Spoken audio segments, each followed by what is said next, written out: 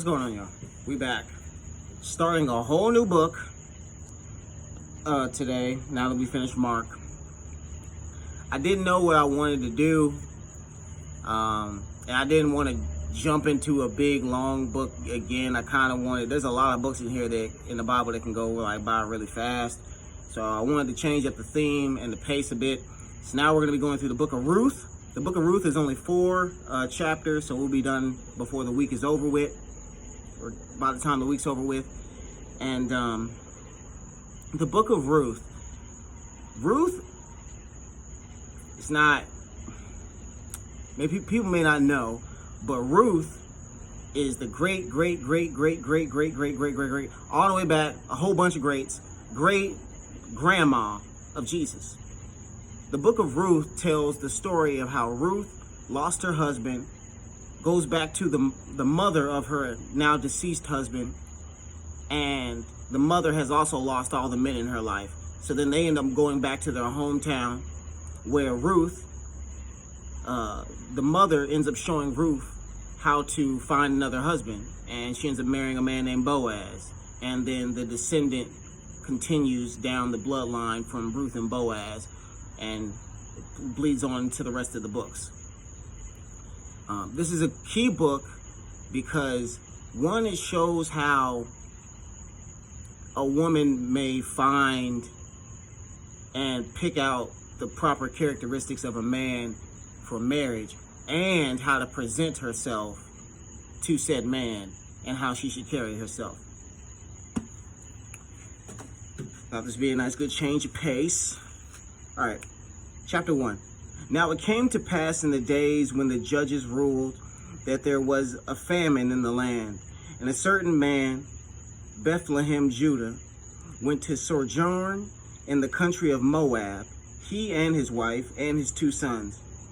And the name of the man was Elimelech, and the name of his wife Naomi, and the name of his 2 sons Mahlon and Chilion, Ephrathites of Bethlehem, Judah. And they came into the country of Moab and continued there. And Elimelech, Naomi's husband, died, and she was left and her 2 sons, and they took them wives of the women of Moab. The name of one was Orpah, and the name of the other Ruth. And they dwelled there about 10 years, and Mahlon and Chilion, the husbands that got married, died. Also both of them, and the women was left, and her 2 sons and her husband. Then she arose with her daughters-in-law, that she might return from the country of Moab. For she had heard in the country of Moab how that the Lord had visited his people in the giving them bread. Wherefore she went forth out of the place where she was, and her 2 daughters-in-laws with her, and they went on the way to return home, to return unto the land of Judah, which is in Israel. And Naomi said unto her 2 daughters-in-law, Go return each to her mother's house. The Lord deal kindly with you, and ye have dealt with the dead and with me. The Lord grant you that ye may find rest, each of you, in the house of her husband. Then she kissed them, and they lifted up their voice and wept. And they said unto her, Surely we will return with thee unto thy people. And Naomi said, Turn again, my daughters. Why will ye go with me? Are there yet any more sons in my womb, that they may be your husbands? Turn again, my daughters. Go your way, for I am too old to have a husband. If I should say I have hope, if I should have an husband also tonight, and should also bear sons. Would ye tarry for them till they were grown? Would ye stay for them from having husbands? Would you stay for them from having husbands? Nay, my daughters, for it grieveth me much for your sakes that the hand of the Lord is gone out against me. And they lift up their voice and wept again. And Orpah kissed her mother-in-law. But Ruth clave unto her, and she said, Behold, thy sister-in-law is gone back unto her people and unto her gods. Return thou after this sister-in-law. And Ruth said, Entreat me not to leave thee, or to return from following after thee. For whither thou goest, I will go, and where thou lodgest, I will lodge. Thy people shall be my people, and thy God my God. Where thou diest will I die, and there will I be buried. The Lord do so to me, and more also, if aught but death part thee and me. When she saw that she was steadfastly minded to go with her, then she left speaking unto her. So they went. So they two went unto. They came to Bethlehem, and it came to pass when they were come to Bethlehem that all the city was moved about them, and they said, Is this Naomi? And she said unto them, Call me not Naomi, call me Mara, for the Almighty hath dealt very bitterly with me. I went out full, and the Lord hath brought me home again empty. Why then call ye me Naomi, seeing the Lord hath testified against me, and the Almighty hath afflicted me?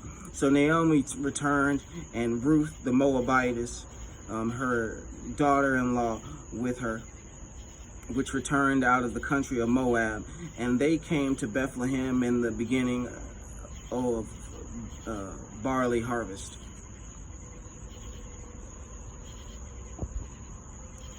Now, what's super key about this is back in the day, Israelites or Hebrews would only marry Hebrews or Israelites.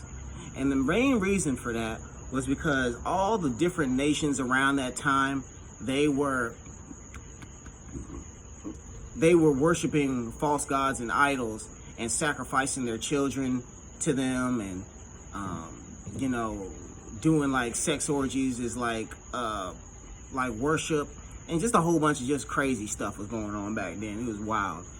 And they didn't marry women outside of Israel or the Hebrew people out of the tribes, because oftentimes they would be then influenced to worship the gods that their wife or their nation would be worshiping, and that would pull them away from God and then cause them to have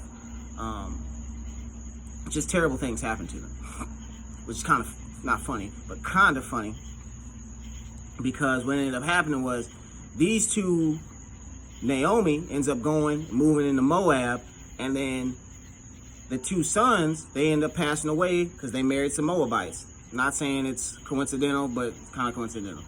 But what's key here is Naomi says, y'all two go back and worship y'all gods. And she says, I will go with you and worship your God. Now, why is that key? Jesus is her descendant.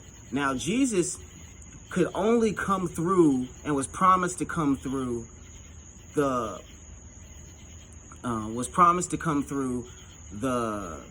seed of Judah, or the seed of the Israelites. It was prophesied that he would come out of that seed. But what's crazy is you can get in on the promise of God of being part of his tribe, being part of the grace. You can receive grace from God just by submitting to him. She wasn't even an Israelite, but she became his great grandma because she just put her faith in the Lord. She was like, I'm not even gonna worship my gods. I'm gonna go with you and I'm gonna worship that. So then she ended up becoming the great grandmother of Jesus. Now on top of that, there's another story. That's in another book. We'll get to that. But all this was in the Old Testament. But it goes to show that what's more important about the Lord and worshiping is where your faith is, not where you're from and not the color of your skin, but how big is your faith and who do you worship? And anyone can be saved, and anyone can be blessed if they worship the Lord. And I just thought that was real cool. See y'all tomorrow.